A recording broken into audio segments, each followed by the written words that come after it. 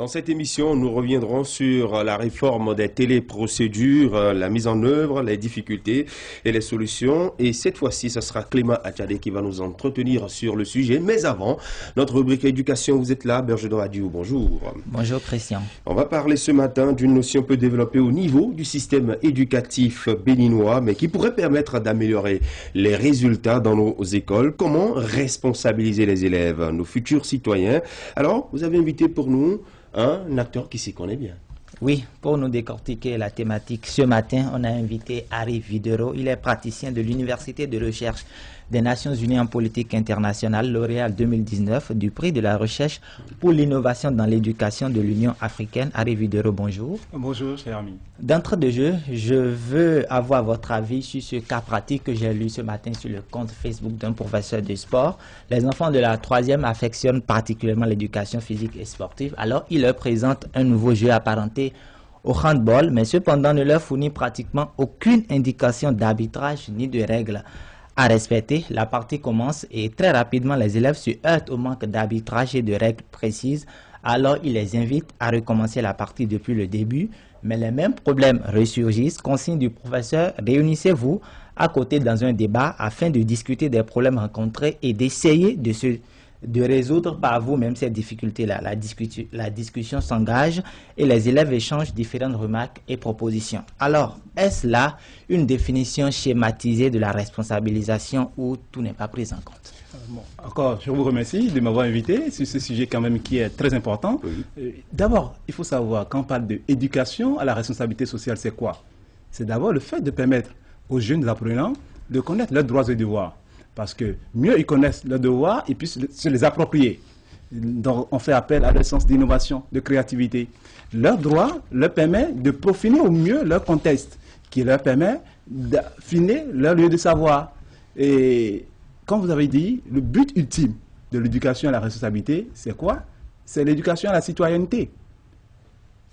C'est ça d'abord la base.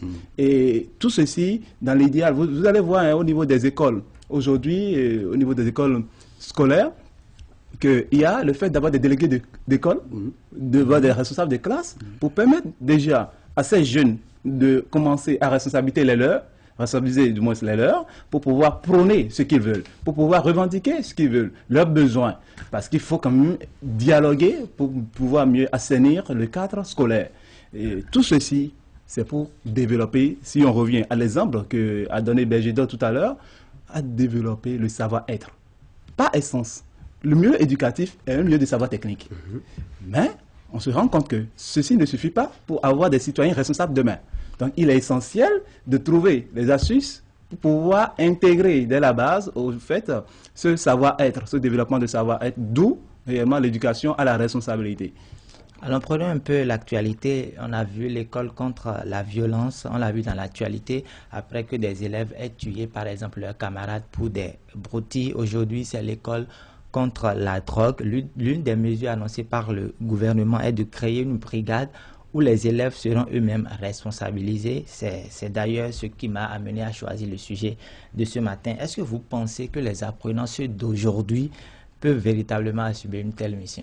Je pense bien, tout ce qui reste, c'est qu'est-ce qu'on met à leur niveau pour pouvoir leur permettre d'avoir ces acquis qu'il faut. Moi, je coordonne par exemple une fondation, Sauver l'éducation par exemple, qui travaille sur comment est-ce qu'il faut permettre l'éducation à la citoyenneté au niveau des écoles, où on travaille sur les acquis au niveau civil et moral. Parce que plus ces personnes sont armées des valeurs civiques et morales, ils pourront savoir les choix à faire. Et ça, dans la citoyenneté, dans le monde de demain, on pourra avoir de ces jeunes apprenants l'idéal voulu.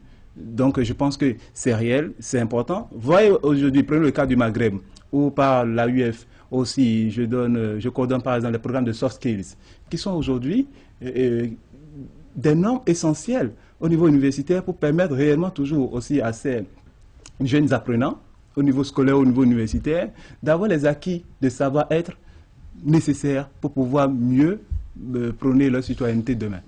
Christian?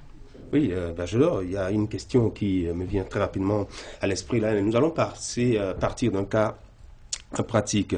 On a souvent noté un petit décalage ou parfois même un grand décalage, ça dépend du contexte, du cadre dans lequel on se situe, entre les revendications des élèves qui aspirent à l'autonomie parfois et le désintérêt relatif pour les instances que l'école propose. Alors, Monsieur Videro, quels sont les leviers pour faire vivre les instances représentatives de ces élèves-là dans les écoles, et comment emmener par exemple les enseignants à s'y investir également? Première des choses, je dirais tout de suite, j'ai donné fortuitement 2 exemples tout à l'heure, je vais revenir rapidement sur ça, c'est de permettre à ces jeunes de connaître les valeurs civiques et morales. Oui. Important pour leur permettre de développer les atouts nécessaires. Première des choses.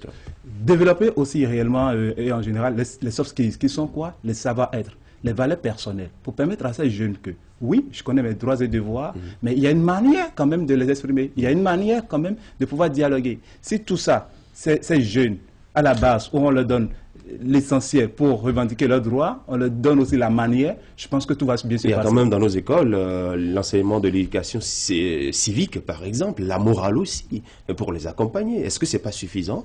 Je ne pense pas parce qu'avec le travail que je vous ai dit que la coordination sur l'éducation fait aujourd'hui dans les écoles de recensement, je pense que c'est tout un travail qui est refait. Et on a noté déjà depuis 2 ans au niveau de ces écoles où un passage est fait pour susciter cette vocation, il y a une amélioration nette au niveau de ces étudiants, au niveau de ces jeunes. Je pense bien.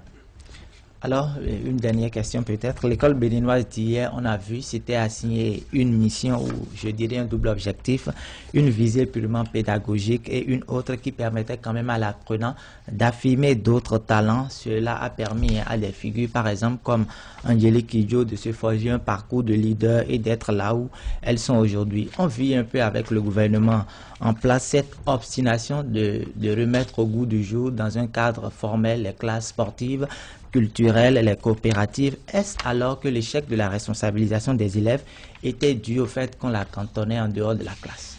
Oui, bien sûr. C'est qu'au fait, on pensait qu'il fallait que l'étudiant puisse avoir ce savoir technique et qu'après, le savoir personnel qui pourront l'aider à affirmer sa citoyenneté sont bien après. C'est d'abord le problème. Vous verrez aux États-Unis que le sport, par exemple, ou bien les activités qui sont extrascolaires, sont des activités qui permettent même d'avoir des bourses d'excellence.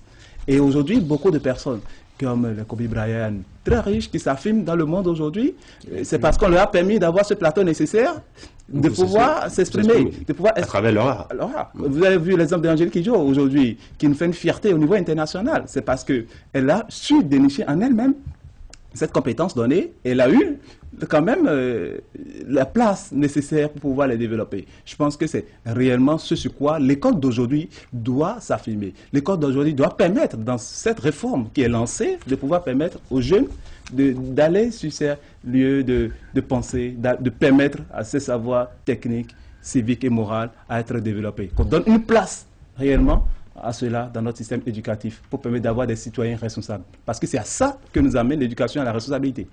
Rapidement, un mot sur le prix que vous avez reçu à l'Union africaine. Oui, c'était un plaisir pour moi quand j'ai vu qu'on a eu à lancer l'innovation pour l'éducation au niveau de l'Union africaine. Il y avait une centaine de par l'Afrique qui ont pu apporter des projets. Mais déjà, au préalable, j'avais déjà reçu le prix au niveau de l'ONU pour le projet Global Solutions sur l'éducation. Alors je me suis dit pourquoi est-ce qu'il ne fallait pas y apporter ce projet. Et c'est là que j'ai proposé le passeport pour l'entrepreneuriat et l'employabilité pour la jeunesse. Donc j'ai intégré la valeur civique et morale et les soft skills déjà dès la base. Et ce qu'a aimé beaucoup le jury après une prestation. Et j'ai eu à écrire un article sur ça. Et je pense que ça fait une fierté aujourd'hui pour moi. Bravo. Merci beaucoup. Bravo. Merci. Merci également. Bravo à vous également. Ben, je dois à vous. À Dieu pour nous avoir déniché cet invité. Docteur Harry Videro. Merci. Très bonne journée. Merci. On va revenir en